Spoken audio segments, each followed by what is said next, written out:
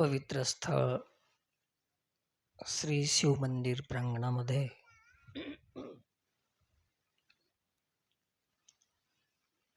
दरवर्षाचा असा हा उपक्रम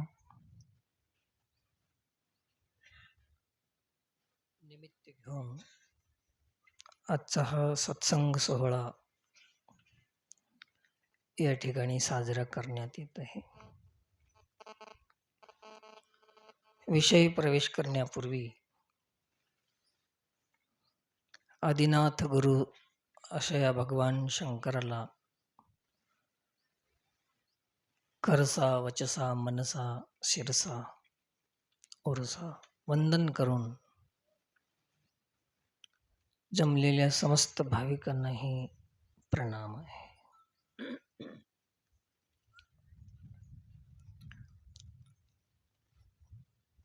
आराध्य असं हे तत्व आहे.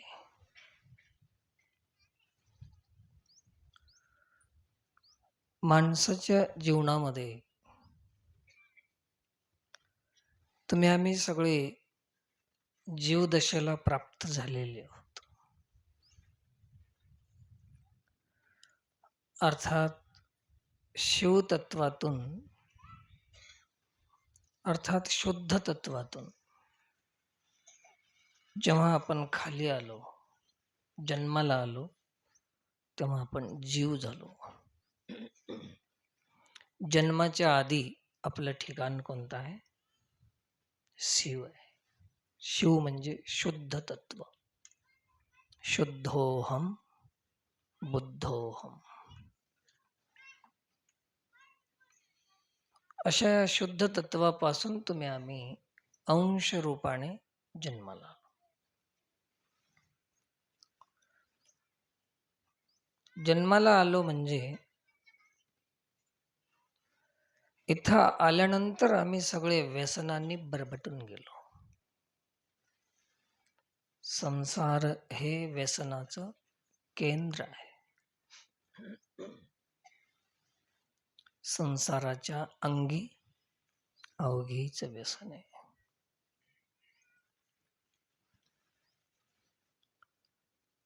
आणि मग आता शुद्धापासून तुम्ही आम्ही आलो आणि जीवदशेला आल्यामुळे अशुद्ध झालो आपण. व्यसनामध्ये, विषयामध्ये, संसारामध्ये, अनेक गोष्टीमध्ये, गुणदोषामध्ये आपण भरून गेलो. त्याच्यामध्ये जीव. मग पुन्हा आता ज्या शुद्ध तत्वापासून आम्ही आलो, पुन्हा तेच शुद्ध तत्व आपल्याला प्राप्त करायचं आहे. हे जे भक्ती आहे की नाही, महादेवाची असो, विष्णूची असो, कोणत्याही देवतेची उपासना तुम्ही करत असाल तर त्याच्या मागे हेतू एकच आहे की आम्ही शुद्धापासून आलो आणि अजून आता आम्हाला शुद्ध व्हायचं आहे. आता अशुद्ध आम्ही. हे सारे जीवदशेमध्ये द्वेष आहे, ईर्ष्या आहे, मत्सर आहे, वैरभाव आहे, विरोधभाव आहे, असूया आहे, एकमेकाचं चांगलं वाटत नाही. हे जीवाची दशा आहे. हे स्वाभाविक आहे. काही दुश्मन्या नव्हती आपल्या जीवाचं ते गुणच आहे. ते याच्यातून मुक्त झाल्याशिवाय पुन्हा ते शुद्ध तत्व प्राप्त होत नाही.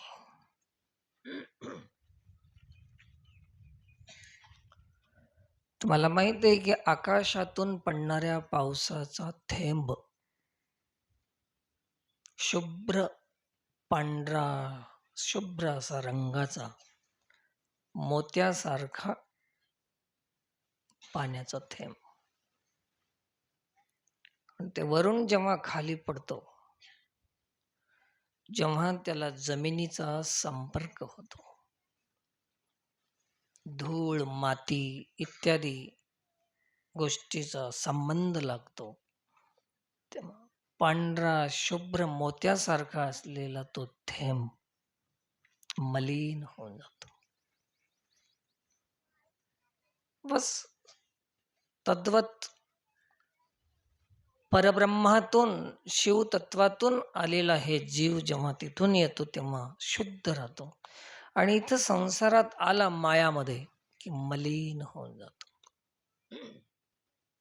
आता आपण कसे आहोत आता?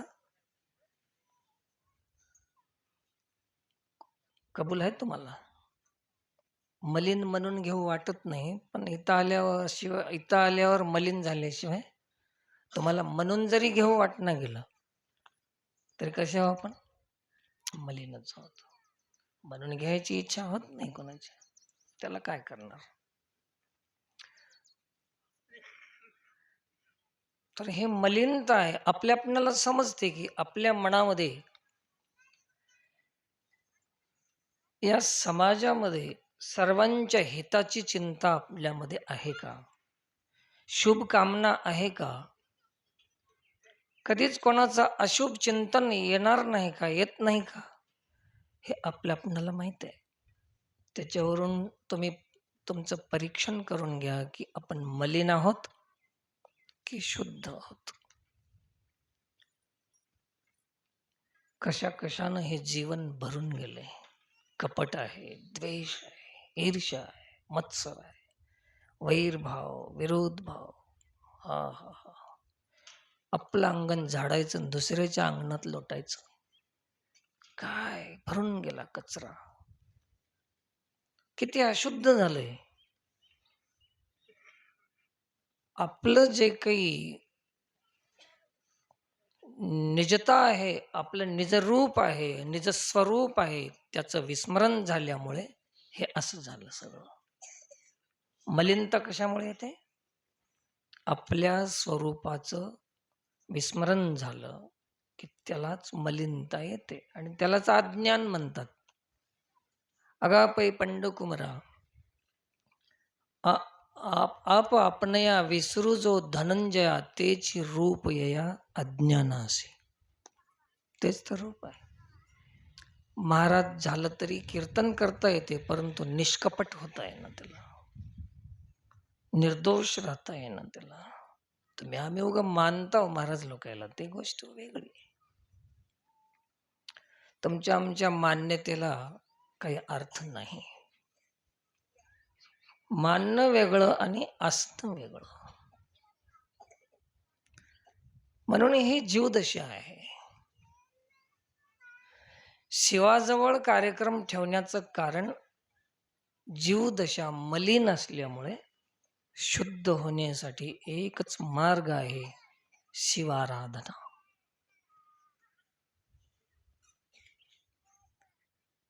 जिथून आपण आलो तिथं जाण्याचा मार्ग शोधणं हेच शिवाराधना आहे.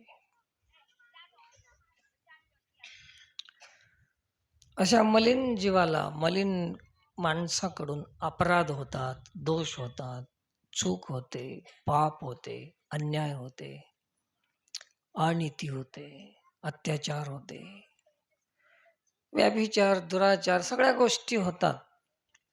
ते कशामुळे होतात?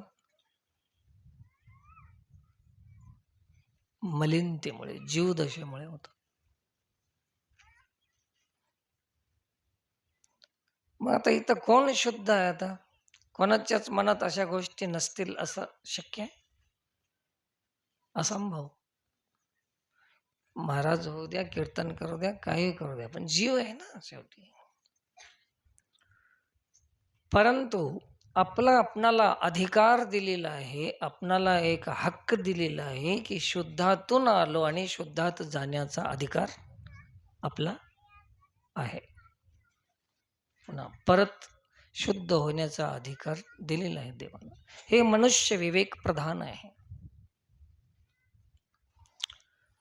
आणि हे गुण दोष मत्सर जे काही मी सांगितलं, वैर विरोध, हे सगळं हे मायाचं स्वरूप आहे. हे माया तरून जाणं कठीण आहे, अशक्य नाही.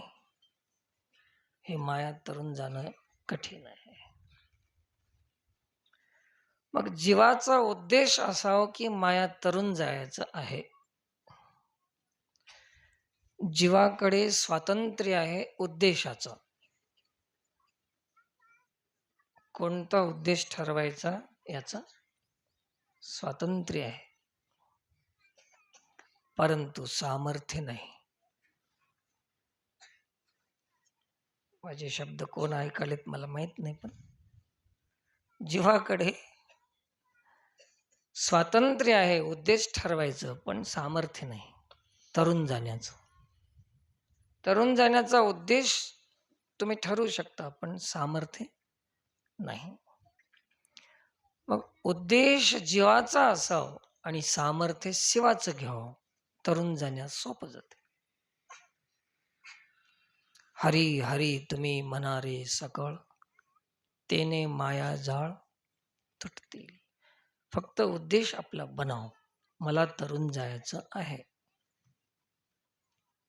एवढा उद्देश बनला की काम.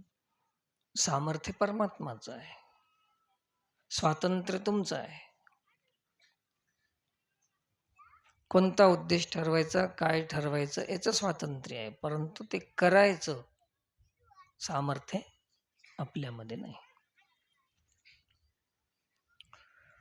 ज्ञानदेव म्हणे हरी माझा समर्थ. समर्थ एक परमात्मा आहे. म्हणून माया तरुण जाण्यासाठी भगवंतांनी सांगितलं की त्रैगुण्य जे 3 गुण आहेत, रज तम सत्व, हे माया आहे. दैवी हेषा गुणमयी मम माया दुरत्यया, मामेव ये प्रपद्यन्ते माया मेताम तरन्ति ते. तुम्ही स्वतःची बुद्धी लावसाल, स्वतःचं शहाणपण, स्वतःची शक्ती, स्वतःची साधना माया तरुण जाण्यासाठी, तर ते शक्य नाही. हे घमंड काम देत नाही. माया 1,00,000 पट आहे आणि आपली शक्ती 0 अंशामध्ये आहे. कसं शक्य आहे एवढं तरुण जाणं? म्हणून हे माया तरुण जाण्याचं स्वातंत्र्य आपणाला आहे, परंतु सामर्थ्य आपल्याला नाही. ध्यानात बसाले.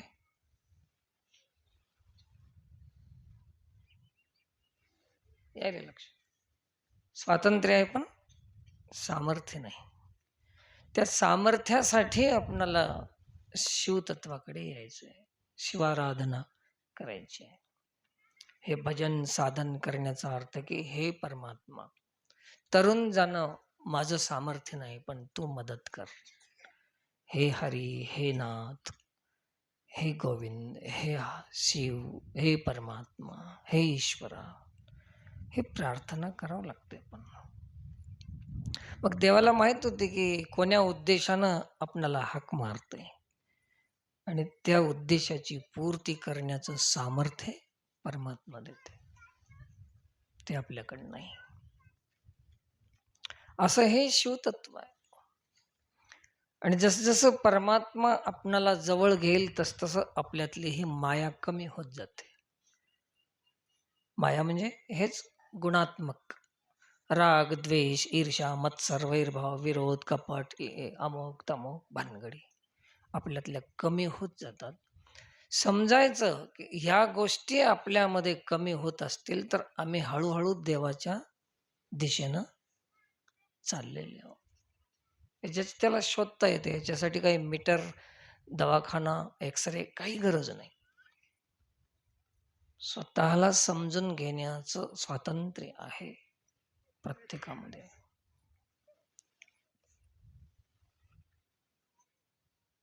शरणागती हे एकच साधन आहे. साधना करणाऱ्या माणसाला साधनाचा बी अहंकार असतो. मी 108 पारायण केलं, मी फलानं इतके शास्त्र वाचलो, मी एवढे मंत्र पाठ केलो. त्या साधनाबरोबर साधनाचा अहंकार असतो. जसं दिवा, जसे जशी वात चढविली तस तसं त्याची काजळी जास्त होते. काळं कंदिलाचं, चिमणीचं आता राहील नाही ते, पण आपल्याला माहितीच आहे, आपण पाहिलेलंच आहे ना. तसं जशी साधना करील माणूस, देवाला शरण न जाता त्यागाचं, वैराग्याचं, हे ते साधना करीत राहील, तर त्याचा अहंकार येत राहते की मी त्यागी आहे आणि मला माया काही करणार नाही. परंतु ते मी अमुक आहे म्हणायचं जे ओझं आहे, ते भवसागरात बुडिल्याशिवाय राहत नाही. म्हणून शरणागतीमध्ये अहंकार नाही. आपलं काहीच नसते मग. असो नसो भाव आलो तुझिया ठाया, कृपा दृष्टी पाहे मजकडे पंढरी राया. तुम्हीच बसायचं सेंटरमध्ये. तुम्ही बसायचं. तुम्ही बसा. इथं मध्ये बसा. ह्यांच्या इकडे इकडे अर्धे अर्धे करा. हेच माया आहे आणि काय माया माया म्हणलं तर हेच माया.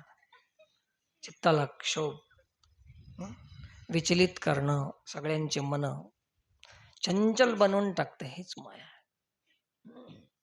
माया माया म्हणजे काय? रमण महर्षी नावाचे संत होऊन गेले. तेलुगू भाषिक संत होते. असंच देश विदेशामध्ये भ्रमण होतं त्यांचं. विरक्त संत, त्यागी महापुरुष, विदेही अवस्था आहे. त्यांच्याजवळ काही माणसं आले की महाराज आम्हाला माया काय आहे सांगा. ते म्हणले उद्या या. ठीक आहे म्हणले. ते उद्या आले. पुन्हा म्हणले, विचारलं त्यांनी की माया काय आहे. ते म्हणले उद्या या. ते उद्या या उद्या या उद्या या म्हणत राहिले. 2-4 दिवस ते येत राहिले असंच. आल्यावर एक दिवस ते असं येऊन बसले विचारायला, आणि विचारणारा माणूस असं बसला, महाराज माया काय सांगा. एवढ्यामध्ये आपल्या देशाचे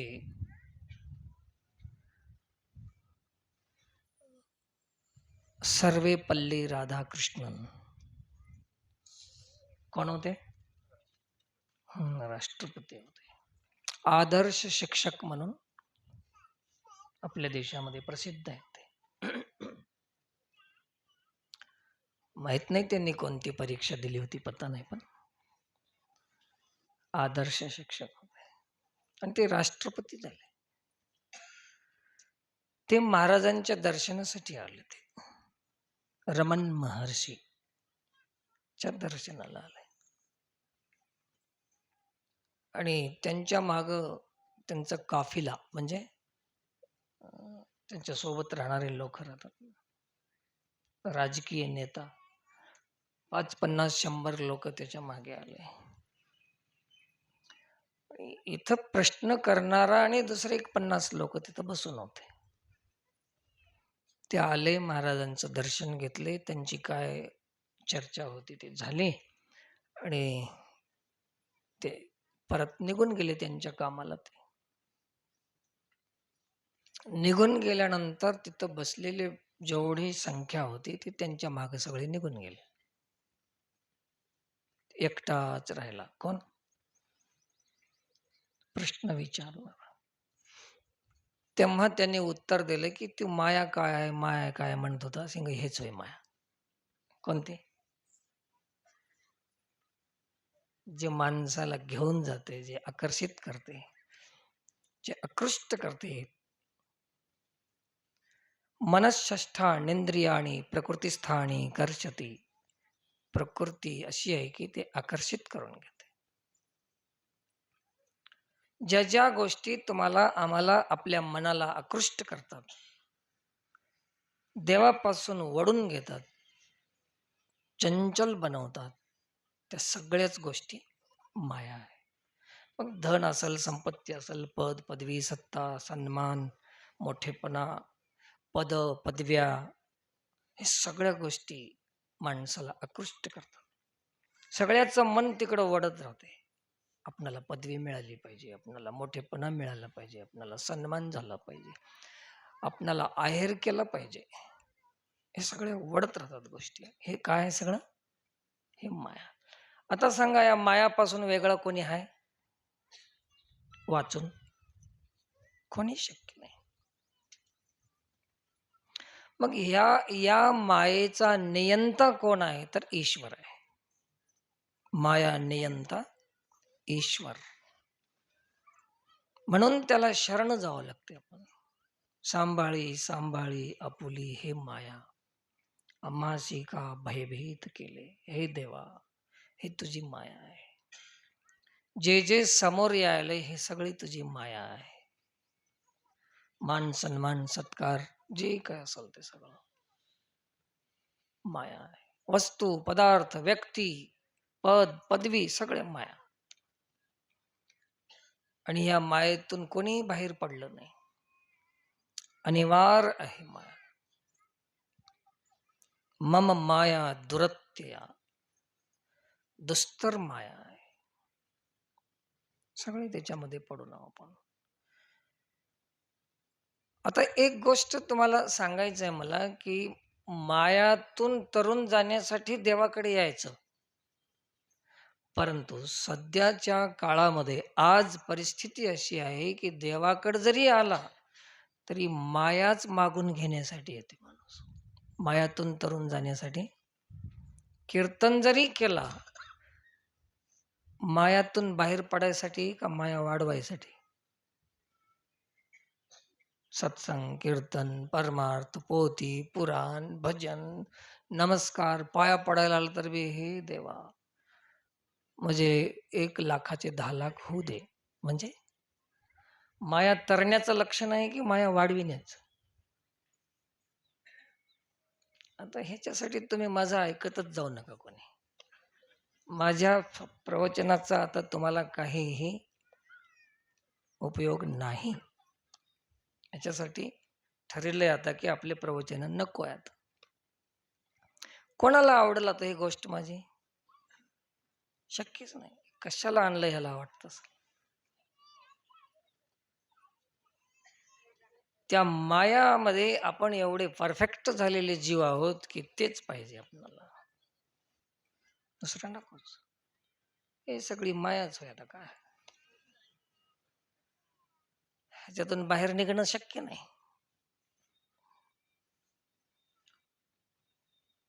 कोणाला आवडेल ही गोष्ट? आणि ज्यांना ज्यांना हे कळालं ते जगाच्या वेगळंच होऊन गेले. ते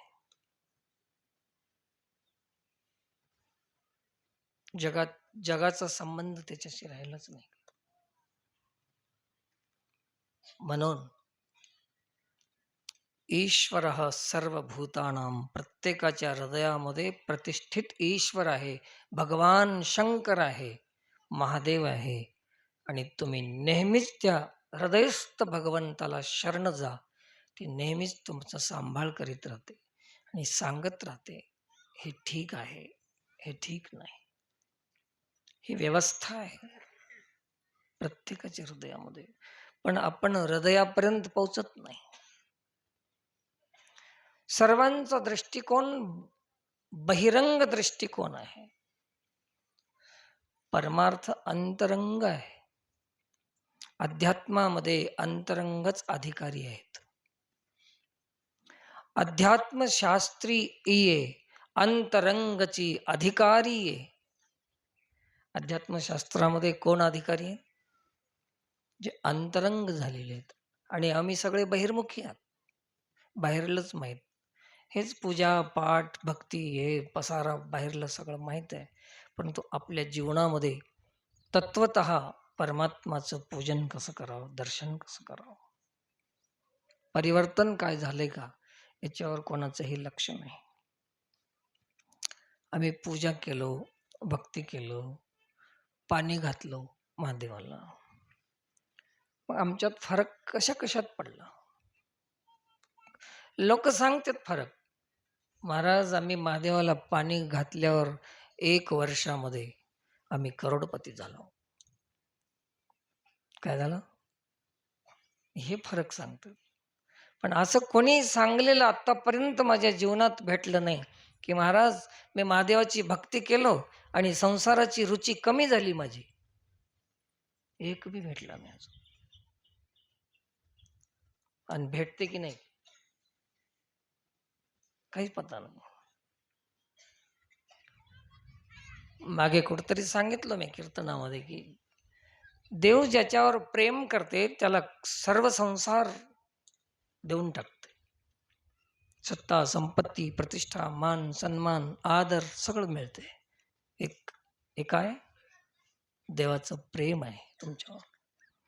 आणि ज्याच्यावर कृपा करते त्याला हे सगळ्या गोष्टी काढून घेते. प्रेम करते त्याला सगळं देते. एक छोटासा महाराज बी एक 10 वर्षामध्ये मोठा होऊन जाते. केव्हा? देवानं प्रेम केल्यावर. त्याच्यावर प्रेम करते देव. बघता बघता 4-2 वर्षामध्ये कीर्तनकार झाला की मोठा मठ होते, मोठी संपत्ती होते, करोडो रुपये मिळतात.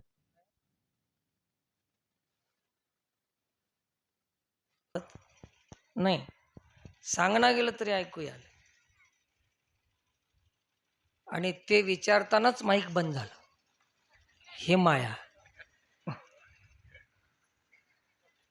गंमत बघा कशी आहे. बरोबर त्याच वेळेस माईक बंद झाला. काही लोकांना ऐकू आलं, काही लोकांना नाही.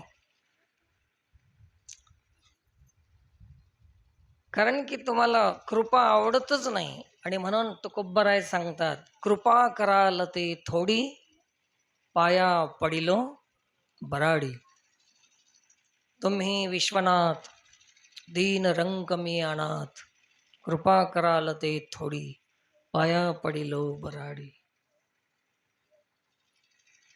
प्रेम आवडते, माया आवडत नाही.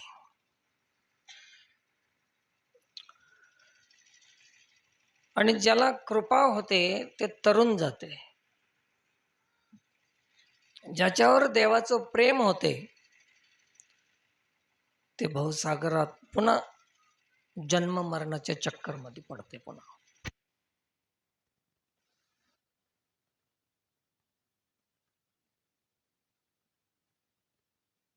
तत्वाकडे आपणाला पुन्हा मलिन झालेली जीवदशेतून मुक्त झाल्याशिवाय या आतापर्यंत ज्या काही मी सांगितलं गोष्टी ह्या शक्य नाही त्याच्यातून बाहेर पडणं. म्हणून त्या शिवतत्वाला शरण जावं आणि याच्यातून बाहेर पडावं. तर ते बाहेर पडण्यासाठी हे सगळं प्रयत्न आहे. याच्यातून बाहेर निघाव सागरातून. पैल तीराला आपण पोहोचलं पाहिजे. हे उपाय आहे हरीला शरण जाणं, ईश्वराला शरण जाणं आणि नामस्मरण करीत राहणं.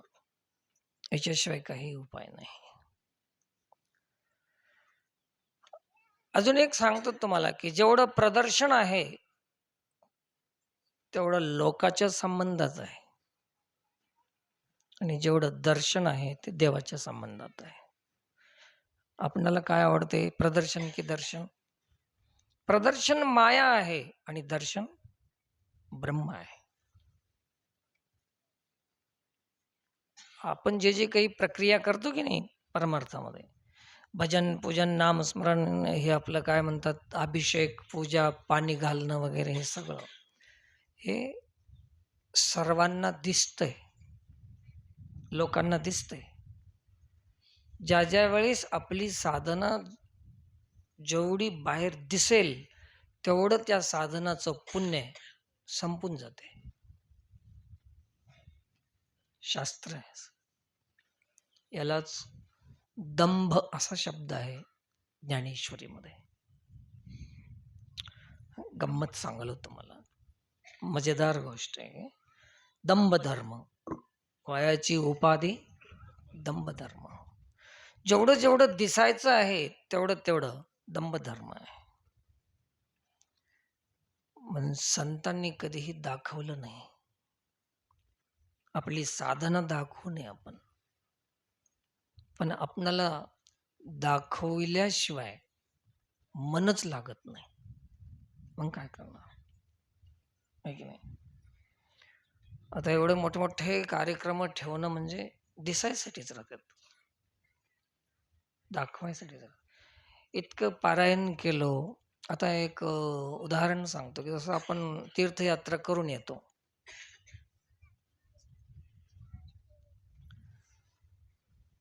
ए इथलेच आहेत का हे? दिग्रसचेच आहेत? हं? कसं काय आला बेटा तुम्ही? याच्या आई आहेत का कोणी इथं? पहिली बारच बघालो मी. जा बेटा घरला जा.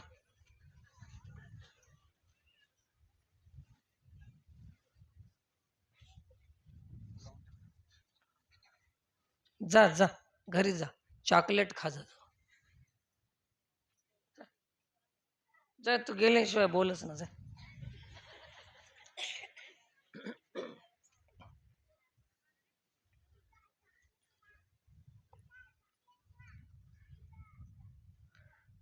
प्रदर्शन जेवढं आपण करतो ते दाखवण्यासाठी दिसणारं काम.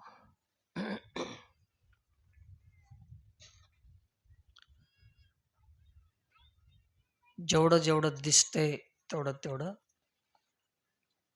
दर्शन आहे, त्याचं जे प्रदर्शन आहे. आपलं मन लागत नाही, की आपण केलेलं सांगावं वाटते कोणाला तरी. इच्छाच तशी राहते. कधी-कधी आम्ही जपाचं गणित ठेवतो. 11 माळी हे प्रदर्शन आहे. काही-काही कथाकारांच्या कथेचं बी एक गणित राहते. 1000वी कथा आहे, 900 कथा आहे, फलाना. एक एक गणित आहे त्याच्यामध्ये. हे सगळं प्रदर्शनामध्ये येते हे सगळं. लपून राहावं. जे लपून परमार्थ कसा आहे म्हणजे झाकून करण्याचा परमार्थ आहे. जोपर्यंत परमार्थ आपण झाकून ठेवत नाही, तोपर्यंत त्याचं पुण्य टिकून राहत नाही. झाकून ठेवल्याशिवाय टिकून राहत नाही. आणि संसार जे आहे, आता जीवाचा स्वभाव कसा आहे, की परमार्थ थोडा बी केला तर जास्त दाखवायचा, प्रदर्शन करायचं. आणि संसारामध्ये बऱ्याच गोष्टी अशा आहेत, की आपण काय करतो कोणालाच माहीत होऊ देणार, झाकून ठेवतो. केलेलं पाप, केलेला अपराध, केलेल्या चोऱ्या, केलेला अन्याय आपण रस्त्यावर आणतो की झाकून ठेवतो. पण गंमत अशी आहे, की जोपर्यंत संसार बाहेर आपण दाखवत नाही, तोपर्यंत पापातून मुक्त होत नाही. संसाराचं प्रदर्शन केलं तरच पापातून मुक्ती होईल. आणि परमार्थ झाकून केलं तरच पुण्य टिकून राहील. पण उलट आहे जीवन आपलं. ते जसं करतो ते तसं करत नाही आम्ही. तुम्हाला माहित आहे की शेतकरी पेरणी केल्यानंतर जसं रासनी करते, बी झाकून टाकते, तरच त्याची रास होते. आम्हाला दाखवा वाटते. माळ जपताना बी माळ जपत माणसाकडे बघत कोणी बघायला की नाही. भजन करताना बी माणसाकडे बघायचं. चाल म्हणायची आहे, कीर्तन करायचं आहे, तर पुढे लोक असले तर लोकांकडे बघत मानालेत की नाही मला, ऐकालेत की नाही मला, इकडे ध्यान राहते सगळं. कीर्तन कोणासाठी करायला? देवासाठी. ध्यान कोणीकडे आहे? माणसाकडं. मग आता आमची साधना, उदाहरणाला तुम्हाला एक सांगतो, की जे काही आम्ही साधना करतो, भजन साधन, एखादी स्वार्थ घेऊन आम्ही एखादी वस्तू देवाला मागितली, की आम्हाला अमुक अमुक नोकरी दे म्हणून आम्ही तुला पाणी घालायला यायला, तुझं भजन करायला यायला, नोकरी दे. मध्ये एक माध्यम ठेवलं. आता मला सांगा, भजन देवाचं आहे, परंतु उद्देश काय? संसार आहे. मग ते भजन देवाचं व्हायलंय की संसाराचं व्हायलंय? मग आतापर्यंत तुम्ही आम्ही जे केलं आहोत ते भजन, ते देवाचं केलं आहो की संसाराचं? आता पटतंय सगळ्यालाच, कळतंय सगळ्यालाच, परंतु मुश्किल आहे. देवाचं भजन आणि सुरूच झालं नाही. भजन चालू आहे, पण देवाचं झालं नाही. आणि पुन्हा माणूस म्हणते, की माझं समाधान होत नाही. मी 40 वर्षापासून ज्ञानेश्वरी वाचितो, रामायण वाचितो, सप्ते करतो, पण अजून शांती मिळेना गेली. का मिळेना गेली? त्या 40 वर्षातून 40 सेकंद बी देवासाठी केलं नाही आम्ही. त्याचा परिणाम कसा मिळाला? आत्ताच मिळते समाधान तुम्हाला. तुम्ही केलेलं देवासाठी करा. आत्ताच, आज नाही, आत्ताच मिळते.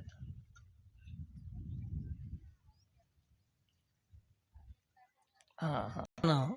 आता तुम्हाला विनंती आहे सर्वांना, की आता इथून जे पुढे आपणाला परमार्थ करायचं आहे, ते देवासाठी कसा होईल याचं लक्ष ठेवून करा. संसारासाठीच केलं आम्ही. शेती करायची संसारासाठी, नोकरी करायची संसारासाठी, धंदा करायचा संसारासाठी, व्यापार करायचा संसारासाठी आणि भजन करायचं. काय राहिलं शिल्लक? आता देवाचा संबंधच कुठं आहे? सगळं त्याच्यासाठीच केलं. नाही, याच्यासाठी कधी करणार आपण? म्हणून सर्वांना विनंती आहे, की आता याच्यासाठी केव्हा सुरू करायचं हे बघा आता. याच्यासाठी सुरू करणाऱ्याचं वर्णन गीतेमध्ये केलेलं आहे. अनपेक्ष सुचिर्दक्ष उदासीनो गतव्यतः सर्वारंभ परित्यागी यो मद्भक्त समे प्रियः. ते माझी भक्ती आहे आणि तेच मला प्रिय आहे. हे सगळे करणारे लोक सोंगी ढोंगी संसारासाठीच करत राहतात. किंबहुना तयाची भजने ते संसाराचेची साधने, संसाराचं झालं. म्हणून हे देवाची भक्ती नाही. भक्ती असली तरी देवाची नाही, हे स्पष्ट आहे. म्हणून आपल्या या कार्यक्रमातून एवढंच सांगण्याचं होतं, की ज्या दिवशी आपण देवाची भक्ती करू, तेव्हा पुन्हा आपलं शुद्ध स्वरूप आपणाला कुठून सुरू झालं आपलं? शुद्धापासून. आणि शेवट कुठं आणायचं होतं? अशा पद्धतीनं जेव्हा भक्ती होईल, त्या दिवशी निजरूपाची प्राप्ती होऊन जाईल. याच्यामध्ये काही शंका नाही. मग हे करण्यासाठी साधू संतांचं मार्गदर्शन, शास्त्राचं मार्गदर्शन आवश्यक आहे. म्हणून आपल्या इथं पोथी लावली, पुराण लावलं, हेच समजून घेण्यासाठी. तर असो, खूप खूप धन्यवाद. कार्यक्रमाच्या नंतर महाप्रसाद आहे. गावातून बाहेर गावाहून आलेली समस्त भाविक भक्त मंडळींना विनंती आहे, की सर्वांनी प्रसाद घेऊन जाणे.